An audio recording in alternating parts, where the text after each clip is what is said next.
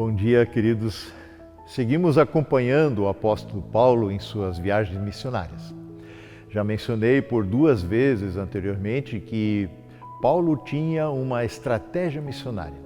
Nas cidades em que chegava, procurava logo por uma sinagoga, local de encontro, de culto dos judeus, para ali anunciar o Evangelho de Cristo. Bem, agora em Atos 18, ainda durante a segunda viagem missionária, depois de passar por Bereia, Atenas, Paulo chega a Corinto, ainda na Grécia. E qual é a sua estratégia missionária? Verso 4 de Atos 18 diz: todos os sábados discorria na sinagoga, persuadindo, buscando convencer tanto judeus como gregos. Ou seja, Paulo estava fazendo mais do que uma simples pregação num contexto de culto judaico.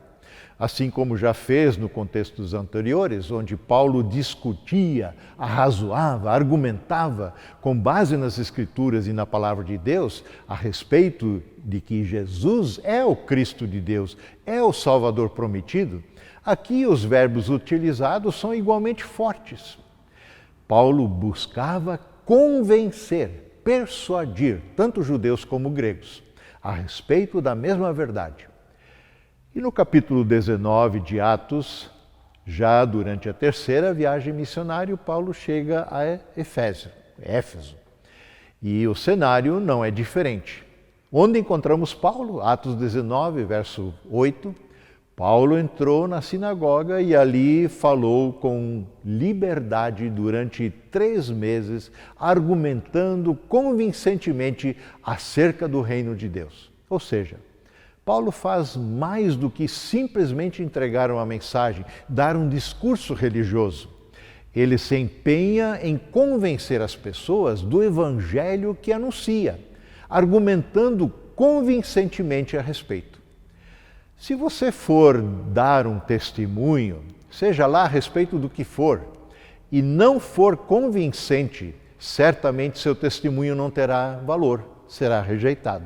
Por exemplo, digamos que você tenha testemunhado um acidente de carros e você é convocado a dar o seu testemunho. E aí você começa: pois é, eu estava ali na esquina querendo atravessar a rua e aí veio esse carro azul. Eu acho que era azul, mas pode ter sido verde também, mas não faz, tanto faz. E aí eu acho que ele veio da direita ou foi da esquerda, eu não lembro direito, mas também não faz muita diferença. E aí o carro branco já estava parado ali sobre a faixa de pedestre, ou já tinha passado da faixa, não sei bem. Qual é a credibilidade desse testemunho? Nenhuma. Não acrescenta nada, não garante nada, tudo é incerto, tudo é axiologia. A fé bíblica, a fé cristã, não se baseia em axiologia, em doutrina de homens, em histórias caducas, nem mesmo em opiniões pessoais de quem quer que seja. Ora, a fé, diz Hebreus 11, verso 1, a fé é a certeza de coisas que se esperam. A fé é a convicção de fatos que não veem, que nós não vemos.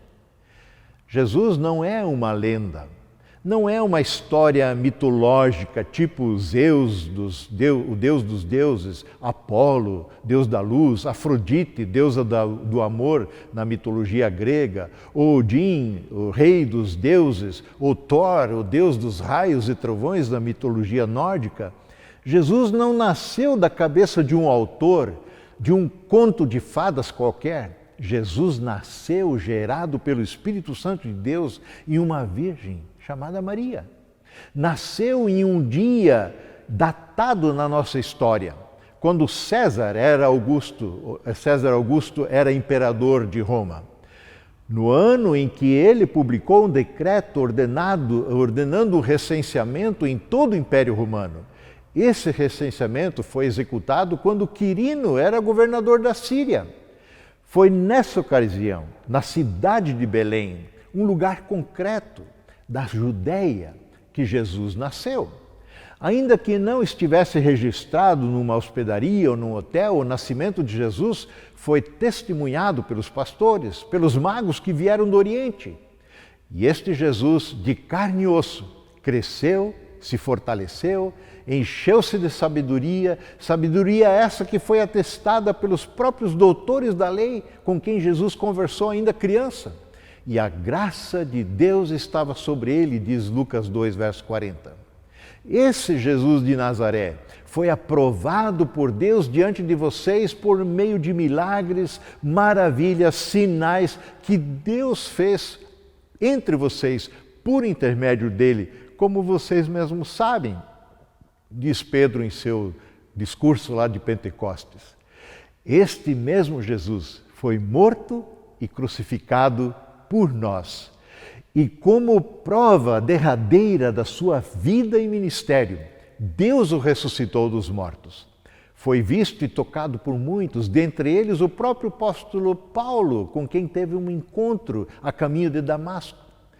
É com base nisso tudo, e por ter tido um encontro pessoal com o Cristo ressurreto, Paulo discutia, arrazoava, argumentava, tentava convencer, com base nas Escrituras, na Palavra de Deus, a respeito de que Jesus é o Cristo de Deus, o Salvador prometido.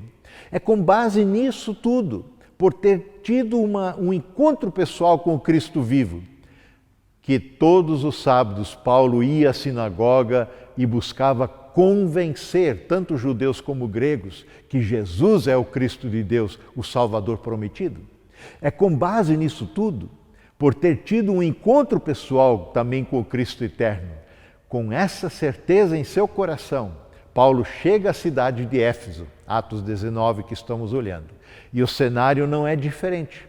Lá está Paulo novamente, como diz o verso 8, na sinagoga, e ali falou com liberdade durante 3 meses, argumentando convincentemente acerca do reino de Deus.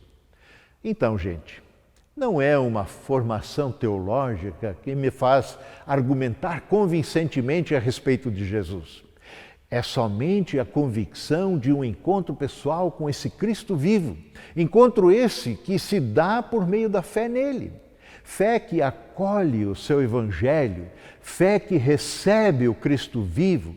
Essa fé, essa convicção e certeza na confiança nele é que me dá essa ousadia, intrepidez, coragem, disposição para argumentar e tentar convencer a respeito da verdade, da veracidade do Evangelho, desse Evangelho que segue sendo o poder de Deus para a salvação de todo aquele que crê. Essa fé, fruto do Espírito Santo de Deus em nosso coração, é que nos tornamos testemunhas vivas do Cristo vivo ainda hoje. Que assim também seja na tua vida. Amém.